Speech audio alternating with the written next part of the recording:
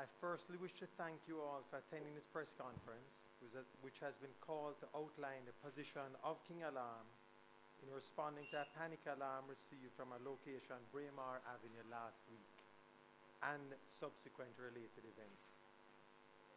I want to make clear that this press conference has been called by us in relation to the action of KingAlarm and its security officers surrounding the incident in question.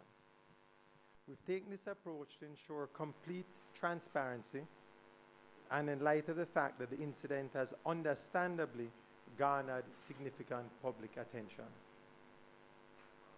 I appreciate that there are ongoing investigations by the JCF, PSRA, FLA, and therefore there are certain issues and opinions that I will refrain from sharing simply because we clearly do not wish to interfere with, influence, prejudice, or preempt any of those ongoing investigations. I intend to drop no bombshell here this morning, but to simply lay out the facts as relating to our personnel on the scene on the day in question and our actions subsequent to those events. Much of the facts that I will seek to set out are already known in bits and pieces based on the videos circulating and the press coverage thus far, but I'll attempt to add a proper sequence of events to what transpired. Please bear with me as I break down what transpired in great detail, as I think we can all agree that the details in such matters are critical. Firstly, to set the context of what transpired, the complex, which is located at 17 Braemar Avenue, is equipped with a panic alarm system with distress buttons positioned in strategic areas, thereby allowing the watchman or other related parties to summons our assistance in any situation where it is felt that a security threat exists. On Monday, July 2, at approximately 6:22 p.m., the KingAlarm Command Center received a panic signal from the guardhouse at the premises in question. In keeping with our standing orders, the closest of our armed response teams was dispatched to investigate the signal, while our operators attempted to establish telephone contact with the location. The attempts to reach a location via telephone proved futile, and this information was passed to the response team who was already en route there. The armed response team arrived on location at 6:27 p.m., or approximately 5 minutes after the initial signal had been received. Upon their arrival, the watchman on duty, who was privately employed to the complex and in no way related to KingAlarm, invited them onto the compound and reported to two of our armed response officers that following a heated argument, he had been seriously assaulted by a resident of the complex and two of his associates. The watchman further alleged that the resident, whom he called by name as Mr. Andrew Woolery, had used a gun to inflict injuries to his face. According to the evidence of the team in question, obtained during our internal investigation, in giving the report, the watchman bore fresh injuries, including swelling to his head, and blood was reportedly also seen to be coming from the inside of his mouth. The injuries observed by the team were consistent with a recent injury and with the allegations that the watchman had made. The response team in question spoke to at least one other individual at the scene, after which they immediately requested backup from the police through the KingAlarm Command Center in keeping with our standing orders, as they believed that a crime had been committed which would warrant immediate police intervention. Additional backup from KingAlarm teams working within the area was also sought, again in keeping with our standing orders. The watchman confirmed that at least two of the parties who he alleged committed the assault were still on the premises, and he decided to place a padlock on the gate in question to prevent them from departing, considering that the police were already on their way. The King Alarm response officers decided that they need not seek to locate the alleged attackers on the compound or to further investigate the account that they had been told, as the alleged attackers were known to the watchman, and they realized that further investigative action was best left to the police. The King Alarm team therefore took up defensive positions at the gate in the event that the alleged perpetrators decided to depart the premises prior to the police arrival. Shortly thereafter, the King Alarm team observed a silver motor vehicle speeding towards the gate containing two occupants. The occupants of the vehicle were positively identified by the watchman as two of the persons who it was alleged participated in the earlier attack to which the team were responding.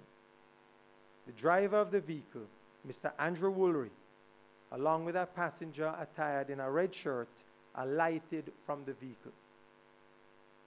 Mr. Woolery was visibly agitated when asking why the gate was locked.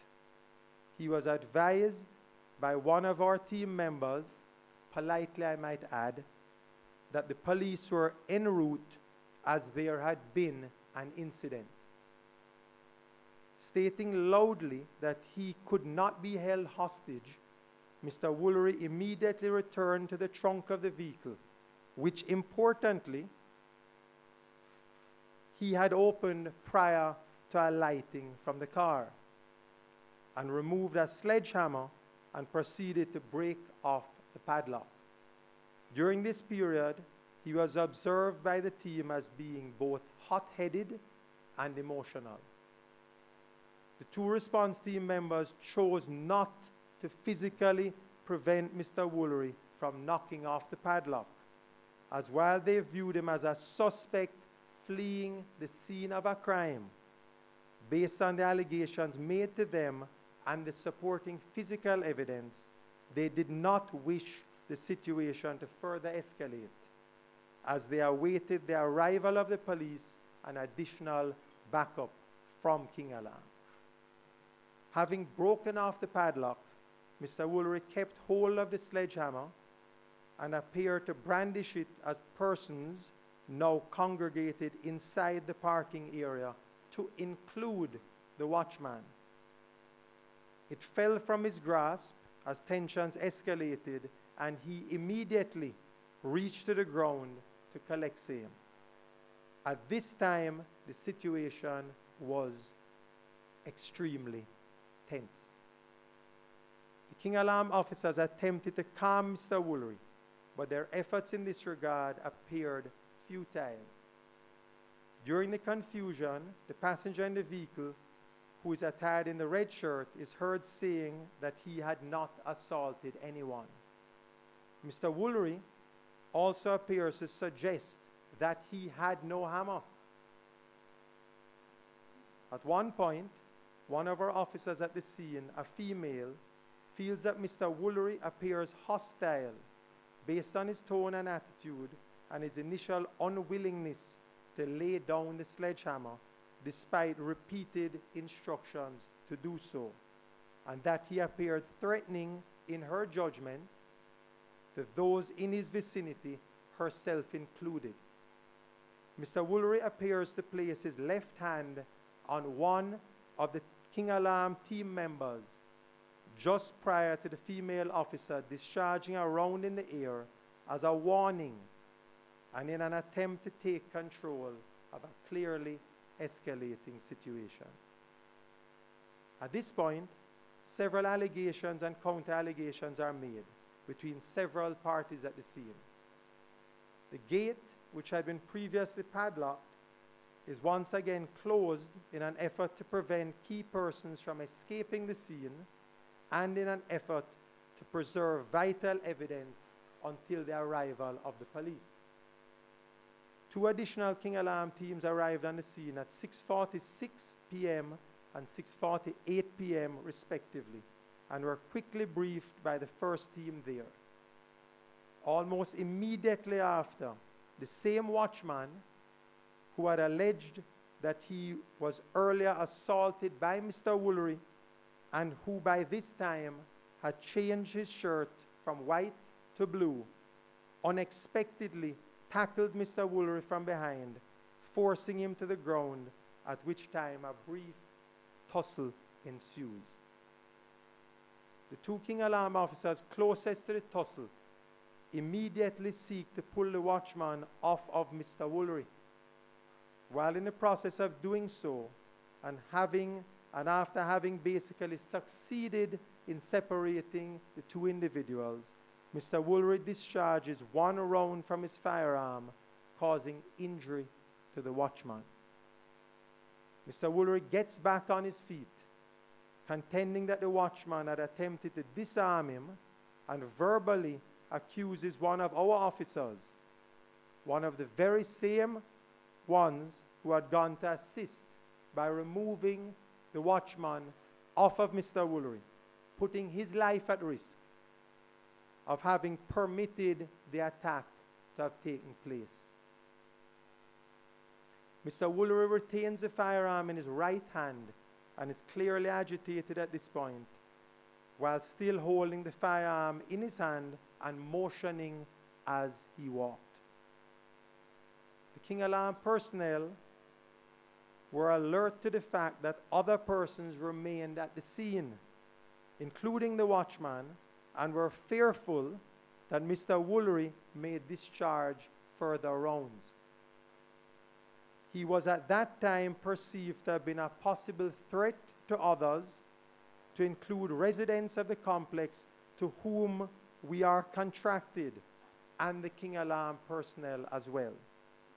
They, with firearms now drawn, continue to encourage Mr. Woolery to immediately lay down his weapon.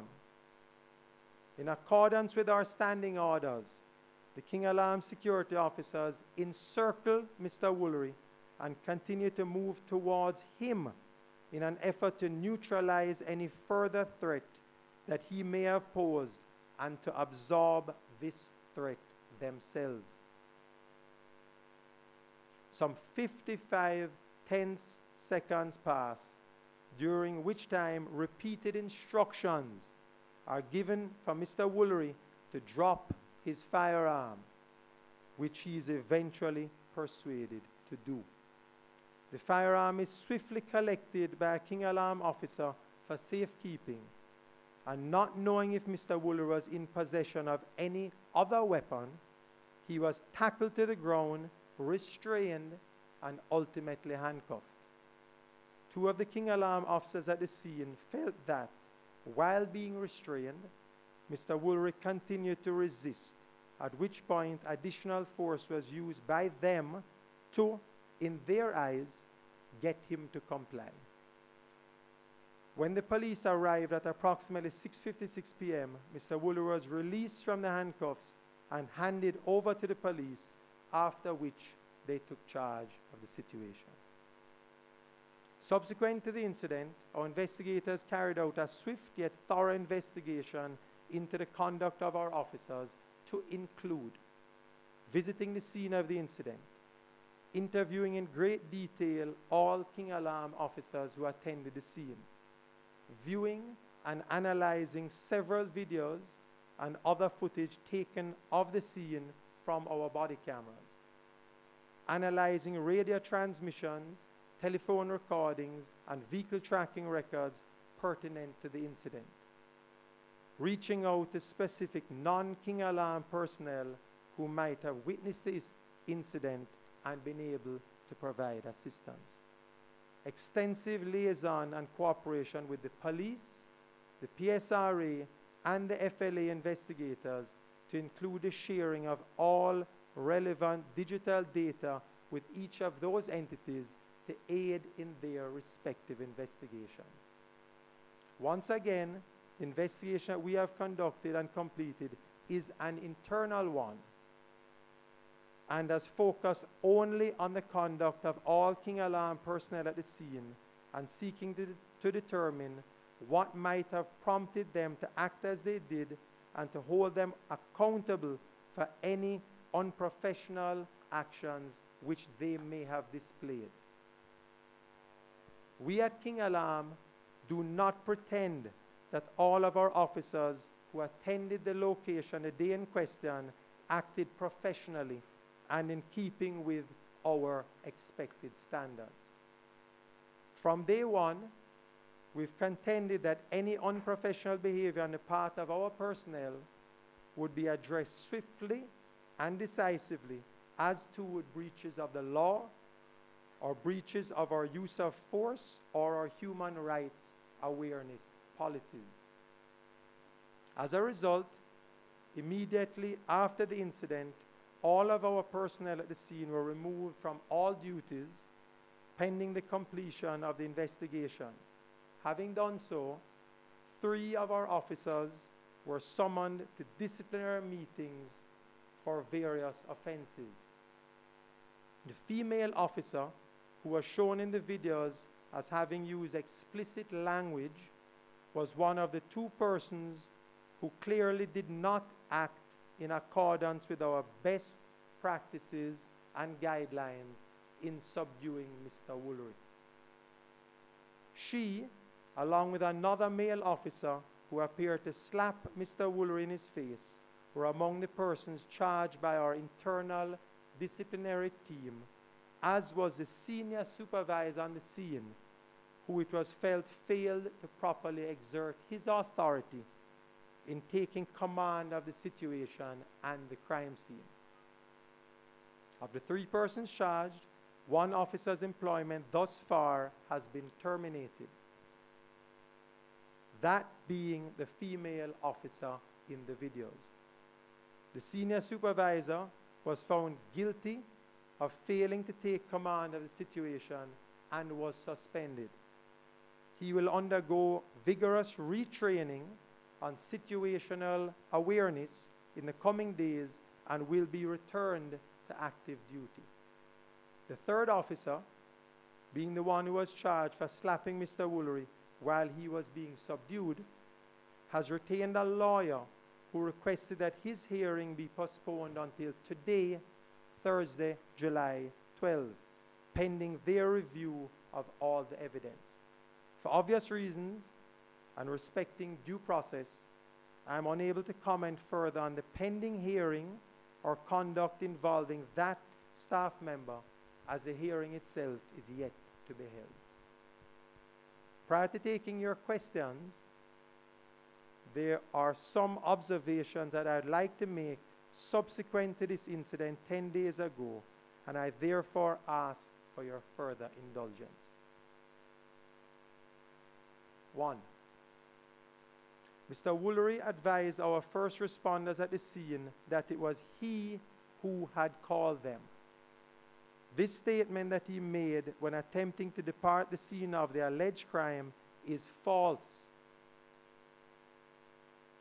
and as a result of his alleged actions is why we were called, and certainly not by him. I've also heard persons speculating that the gate had been locked over an issue of maintenance fees. That certainly was not the case, as the gate had been locked by the watchman based on an alleged crime of assault with a firearm allegedly committed against him. 2. As further proof of our commitment to human rights, KingAlarm invested millions and millions of dollars in outfitting our armed response officers with body-worn cameras. Approximately 4 years ago, these cameras not only protect the human rights of suspects of crime and members of the public, but also protects the human rights of the officers who are wearing them. We remain among the only security forces, private or public, in the entire English-speaking Caribbean to outfit our personnel with these devices and certainly, as far as I know, the only private security company in Jamaica to have done so. 3. A lot has been made in the press and elsewhere that Mr. Woolery is a licensed firearm holder, and some have questioned our right to seek to disarm him due to that fact.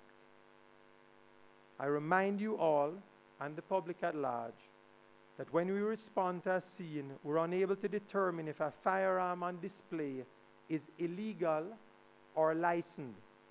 I further stress that the manner in which one may dress or their physical appearance does not indicate whether or not a gun in their possession is legal or illegal. Furthermore, it is clear that even persons with licensed firearms may on occasion use same illegally. 4. In the immediate aftermath of this incident, we were inundated by calls to fire staff who it was felt acted inappropriately.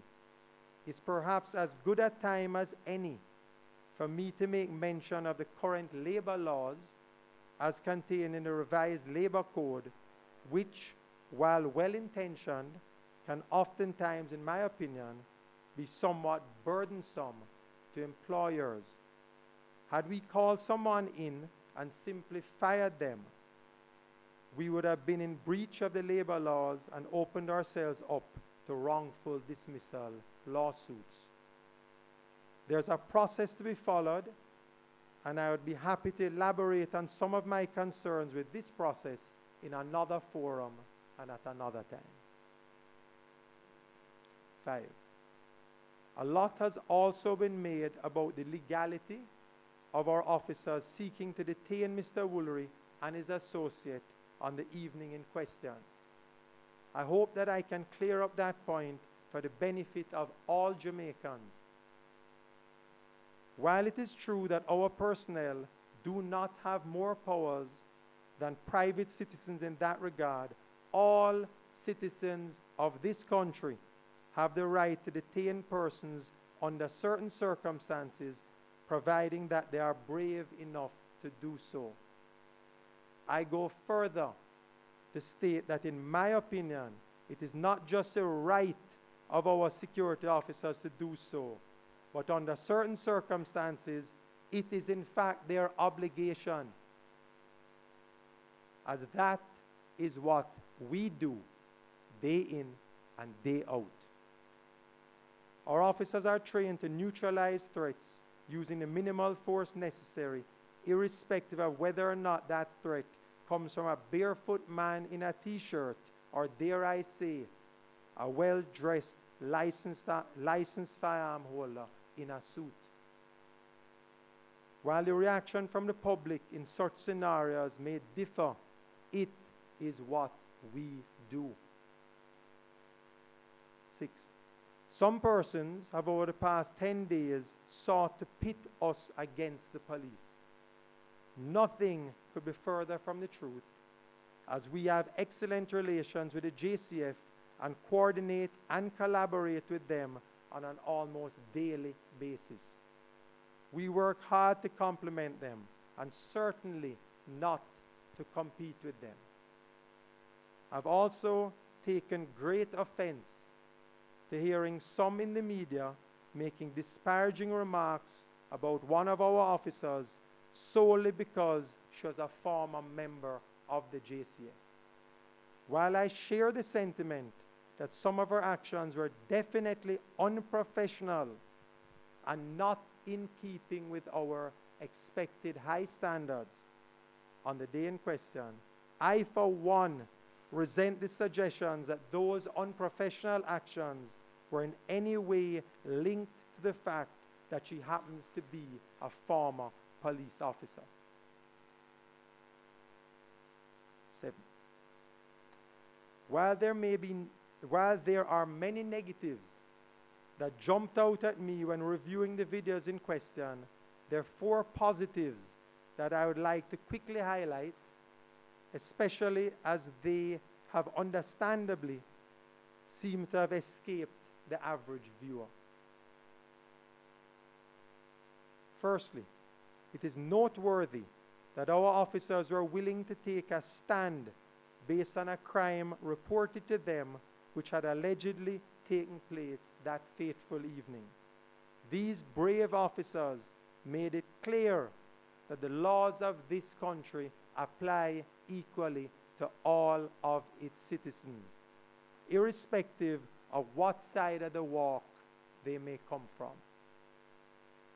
By the decision they made that evening to seek to detain the suspects in question, they made clear that they value the human rights of all Jamaicans, to include those of the watchman who alleged that he had been violently assaulted. Secondly, when the watchman jumped on Mr. Wooler from behind, it was two of our officers who immediately went to his aid to separate them. We did not rain blows on the watchman at that point, as Mr. Wooler's associate in the red shirt is seen to be doing in the videos which circulated. But our officers put themselves in harm's way to protect Mr. Woolery in that situation. Again, that is what we do. Thirdly, while I again concede that all of our actions on the day in question were not in keeping with our high standards, I am heartened and proud at the restraint shown by our 6 armed response officers when they pleaded with Mr. Woolery to drop his gun for all of 55 seconds. When at a scene as a first responder, one does not have the luxury of instant replay and slow motion analysis to make judgment calls from behind Facebook and Twitter accounts. I'm certain that in the same scenario, if a shooter, in refusing to drop his weapon, had then turned that weapon and killed an innocent bystander, we at KingAlarm would have come under intense criticism, to include from members of the press, for not having acted more decisively. Perhaps my proudest moment when watching the videos was when I saw 6 of our officers moving towards an agitated shooter in an effort to neutralize what they perceived to be an active threat. It takes special character to move in the direction of danger to protect the lives of strangers while others are retreating to safety. Again, it is what we do. Thank you. And I'll now open the floor to questions. Anthony James, TVJ News. Has Mr. Woolery expressed a desire to sue the company for damages, bodily harm?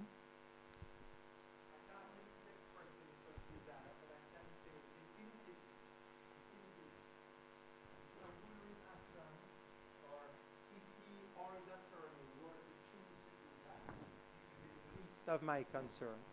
My concern remains protecting the KingAlarm brand. My concern remains serving and protecting our in excess of 20,000 clients. And dare I say, I suspect that Mr. Woolery and his attorney, based on what has been coming out in the past days, may have more pressing concerns. Tana Thomas, Nationwide. The attorney of Mr. Woolery, I believe Peter Champagny, had indicated that he's not ruling out lawsuits. Has the same been indicated to you? Has what been indicated? Lawsuits. Sorry? No, as I just said, no such dialogue has taken place, but I'm not in any way concerned about that. We've gotten our legal advice, we're on solid ground, and as I said, my concerns are serving and protecting our clients, motivating our workforce to keep doing what they do, and Mayor Mr. Woolery, as I said, and his attorney will probably have more pressing issues to deal with. Mr. Azar, Jason Cross from the Gleaner.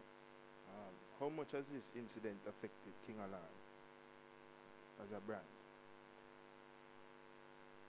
let's put it this way. Last week was a tough one.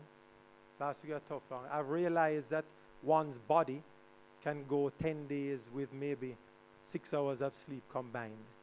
A tough week, but it was dealt with well. We issued timely statements to the press to reassure the public, reassure our clients of our standards, and to reassure them of our investigation taking place. And thank God, I think that people have realized that any behavior shown which may not have been keeping with our best practices was isolated and unfortunate and not truly depicting the standard of service that we provide. I can say, which I was deeply moved, I've received thousands of emails in the past 10 days of people expressing support, clients reminding me of stories I'd long since forgotten where we saved the lives of their loved ones, and that outpouring of support has certainly gone a far way to motivating myself and my team through this challenging time. Anthony Log, TVJ News. Just going to ask you to just clear up something for me. You made mention that the KingAlarm guards weren't aware if Mr. Woolry was carrying another firearm as they tried to. Was Mr. Woolry searched after that? Mr. Woolry was searched after the fact when he was taken down. Not immediately, but certainly yes. And to make the point, again, I know I made it before, but forgive me for being a bit repetitive on matters I'm passionate about, is looking at something, there's certain things from a security point of view that may not jump out at the average viewer. Just the mere fact that you see somebody with one firearm or one weapon does not mean that is the only threat they pose. And I say again, which is a little bit unfortunate, that the past 10 days has reinforced to me a little bit of a double standard and hypocrisy as relating to human rights in this country. Much of the people who are expressing concern at seeing a man in a suit being tackled or subdued are some of the same people that if we catch a mango thief in their yard who would perhaps be encouraging our personnel to act very differently. I have many stories from our response teams having apprehended suspects where our next job becomes protecting the human rights of that suspect from our client. But again, maybe the image of a businessman and as portrayed by the press, a licensed firearm holder being tackled without putting into context what transpired there at the location. So I think people should reflect a little bit on that. Excuse me. Marvin Moody from JNN. Could you speak to the staff retention or the staff attrition rate? You said that the supervisor failed to impose himself on the scene. Is it that you have experienced members on the location, or were they new members, or were they in the business for a long time? The supervisor in question is somebody who's put his life on the line for others for definitely in excess of 25 years. He's worked with KingAlarm from the day we started, extremely experienced, extremely solid. But our disciplinary panel felt that in keeping with the high standards we set, he had not imposed his authority on the scene as much as he should have. He certainly was in no way inexperienced, but again, what a lot of people don't realize when they're analyzing videos from the comfort of their living room is that when you're making judgment calls at a scene where lives are on the line, hindsight is certainly always 20/20 vision. In your footage, one of your member of staff is seen or attempting to kick the then restrained Mr. Woolry on the ground. Is he among the 3 persons who were removed from duty? Our investigation shows that the individual in question that you refer to was the same female officer who earlier in the video had been using explicit language. Certainly that individual, as I mentioned earlier, was charged, has been disciplined and their employment has been terminated. Prince Moore, RGR. Just a clarification. You mentioned that footage shared with the police unfortunately made its way in the public. How would those footage make its way to the public? Are you saying they were probably shared by the police? I certainly can't say that. What I can say to you is this. We were aware of many things prior to it coming out in the public space. All of those videos and audio recordings, which as I say, I'm not very happy to have seen and heard leaked on social media, we were in possession of at least 3 days prior to them coming out. What I can say is, in being transparent, as per one of my press statements, I made clear we were going to be sharing what information we had with the FLA, the PSRA, and the JCA. It was shortly after sharing that data that while off the island, I was made aware that that data was in the public space. I cannot speak to who, I cannot speak to how. Are you concerned any at all that that information that was shared has made its way to the public? I'm not happy with it. I'm not happy with it. I mean, when you have recordings which have our officers quoting names or command center operators, I'm certainly not happy with it. As if I'm concerned, I'm not happy with it.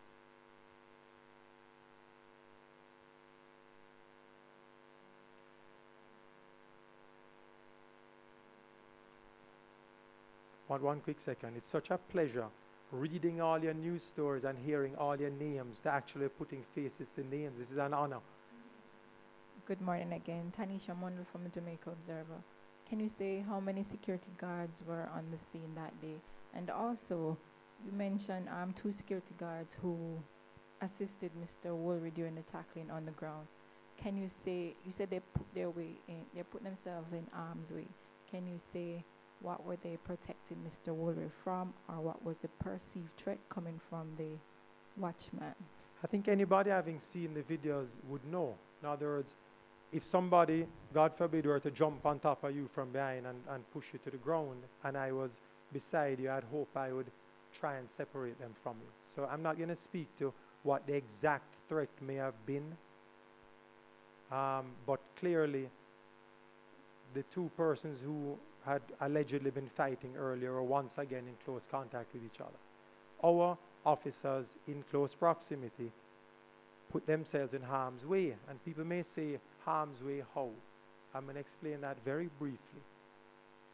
Not many people saw that when Mr. Woolry discharged his weapon at the watchman, that our senior supervisor, the same individual I referred to earlier, was standing in very, very close proximity to the watchman behind him. So I'm thankful that his life in the incident was not lost. What was the first part of your question, sir? Did I answer both? We had 6 armed response officers attended the scene. That's one of the other things I forgot to mention. I said, looking at the videos, what I was pleased with. I was happy with our response times. So we had 3 response teams there initially, and then a supervisory team attended the scene after the arrival of the police. So in being fully transparent, when I said we took 8 persons off duty pending the investigation, that included the supervisory team who attended long after everything took place. But we felt it prudent and in the interest of transparency to, while investigation is being conducted, to take that action that we did. Mr. Azar, how does KingAlarm move forward from here? Well, what I'm hoping after this press conference is that, having been fully transparent to the press, having been available for every interview I was asked to give, and those of you who don't know, which none of you would, but I'm going to give you a very quick thing about me. One of my biggest fears in life is public speaking. I didn't speak at my own wedding.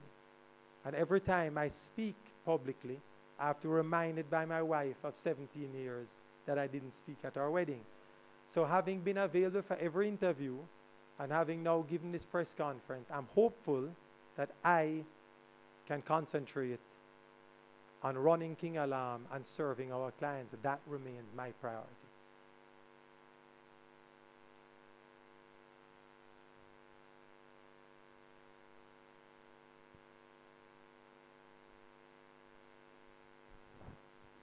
if that's it, can I make a quick closing statement?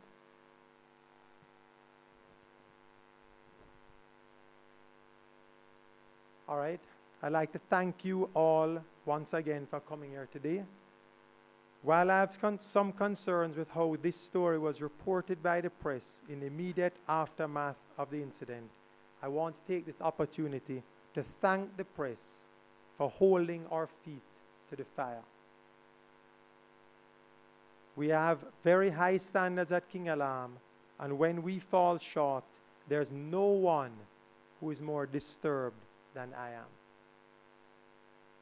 I also take this opportunity to thank my incredible staff for remaining focused over the past 10 days and remaining committed to serving our valued customers. Again, it is what we do. While I might have been the face of our crisis management team over the past week and a half, I certainly have not done this alone. Lastly, I once again thank the members of the public, and in particular our valued clients, for their overwhelming support over the past week in the form of hundreds of phone calls and literally close to 15,000 emails. While it has been a difficult time for all of us, I've been personally moved by your kind words and emotional testimonials which have energized both myself and my team.